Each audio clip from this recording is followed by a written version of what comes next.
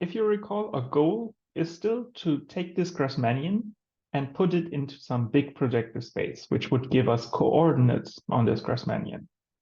And to find such coordinates in this video, now we're going to see that we can use these alternating tensor products. And the start here is to see that the determinants can be used to give some kind of coordinates or better description of wedge products in these alternating tensor products. So to start with, let V1 up to Vk be elements of k to the n, and we describe them in some bases. So we choose this basis E1 up to En, and then these Aij are the coefficients here. And then we can ask the question, when we can take the wedge product of all of these V1 up to Vk, then we write it in this basis that we discussed, the basis Ei1 up to Eik, where the indices are strictly increasing, and ask what is the coefficient of this basis element. And to do that, we just get started. We calculate the wedge product, and then we insert this representation that we have in each of the vectors. And then when we expand this out using that the wedge is multilinear, what we get is that, well, we have all of these sums for the k entries of the wedge product. And then we draw out the coefficient. So this is a number. And then here we have a wedge of some basis elements.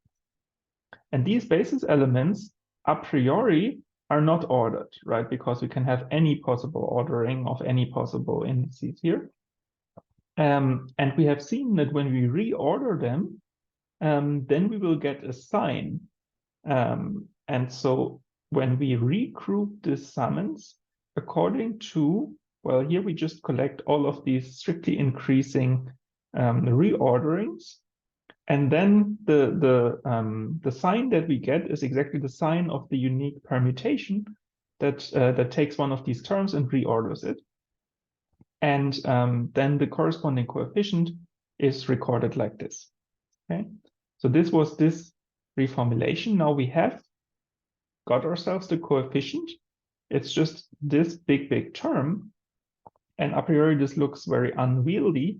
But in fact, if you look at it, you see this might look familiar because it's the sum of our entries of the symmetric group, then some numbers times the sign of the permutation. And you can check this is exactly the formula for the determinant of a certain submatrix of a matrix A, where A is just a matrix which takes this representation of the Vi, and then these Aij, you just put them into this matrix. And then what you can see here is that this is exactly the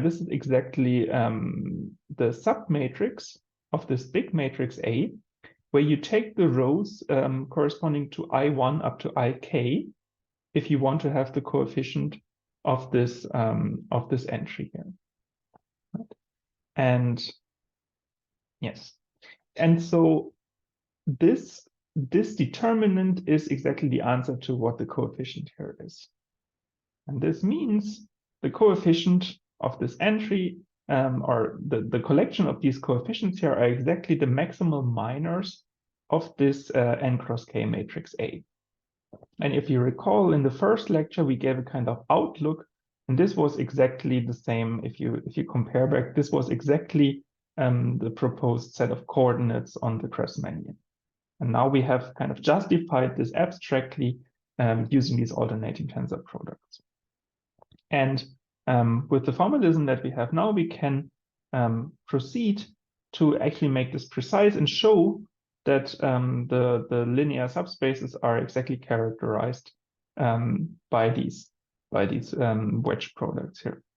And the first crucial lemma here is that when V1 up to Vk are elements in k to the n, then their wedge product is 0 in this alternating tensor product if and only if they are linearly dependent in k to the n. So this is the way to detect linear dependence of a set of vectors.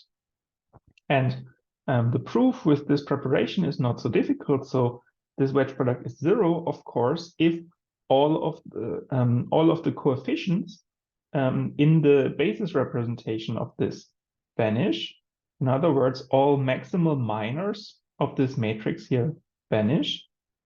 But this is equivalent to the matrix not having full rank. It has rank at most k minus 1. But then you see the columns of this matrix were exactly the representations of these in some basis. And so this not having full rank is exactly equivalent to the VI being linearly dependent. And so with this coordinate representation, we just reduce this to known linear algebra statements.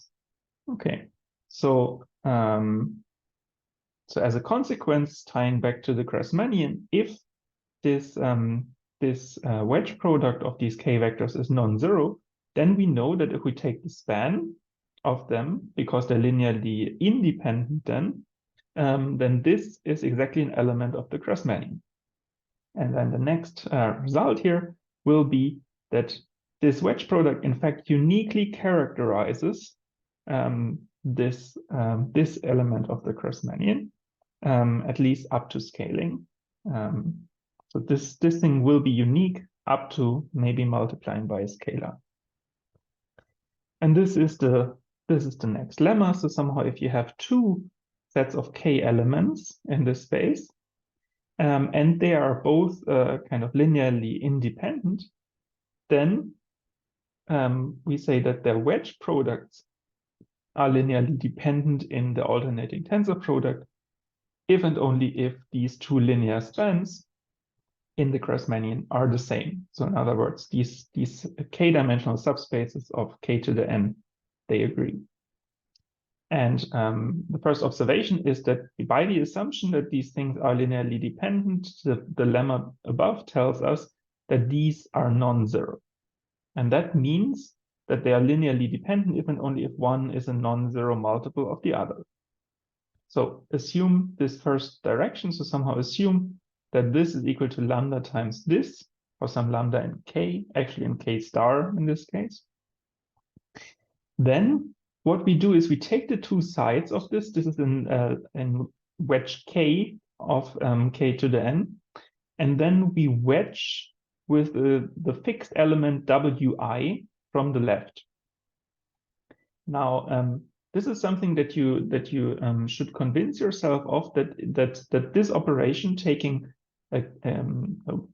elements of the k-fold tensor product and then wedging with another element of the vector space, that this is a well-defined operation. I mean, certainly you know what it does on these kinds of generators, these kind of pure wedges, and then you check, for example, using the representation as the quotient of the tensor product, that this is a well-defined operation. So, but once you use this, well, you see, I mean, what we just did is we just wedged wi from the left. And you see here on the right-hand side, the wi, of course, appears twice in this representation. It appears at the beginning and then at the ith place here. And so since it appears twice, by definition of alternating tensor products, this thing vanishes. And then this equality here, the left-hand side is 0. Well, we have seen again by the lemma above, this is 0 if and only if this set of k plus 1 vectors is linearly dependent. But we know that these vectors here are linearly independent by assumption. And this means that this here must be in the span of all of those. So there is a unique linearly dependence, and this wi must appear with a non-zero entry. So you can express it in terms of these other things. But this holds for all of the I indices from 1 to k. And so this means that all of these w1 up to wk are all in this linear span, and so also their linear span is contained in here. And so we have proven one of the inclusions of this equality here, but the argument is symmetric.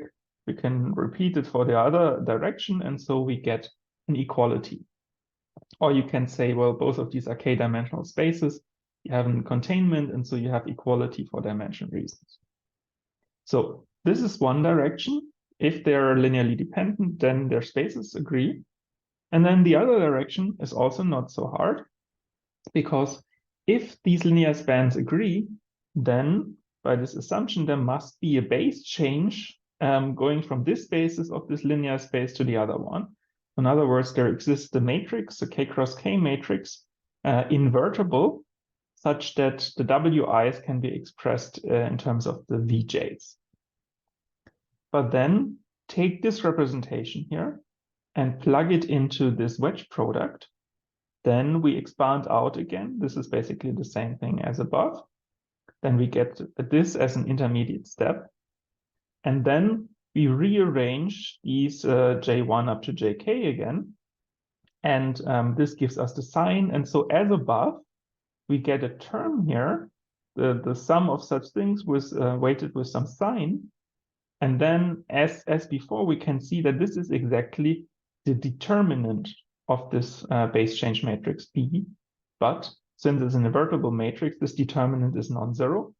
And so you see we have expressed this wedge product as some non-zero number times the other wedge product. And this is exactly the condition that these are linearly dependent. And so to conclude, what this lemma tells us is that these linear spans can exactly be characterized uniquely by the corresponding wedges of some of the bases. And this we're going to use in the next video to properly define the Blücher embedding now.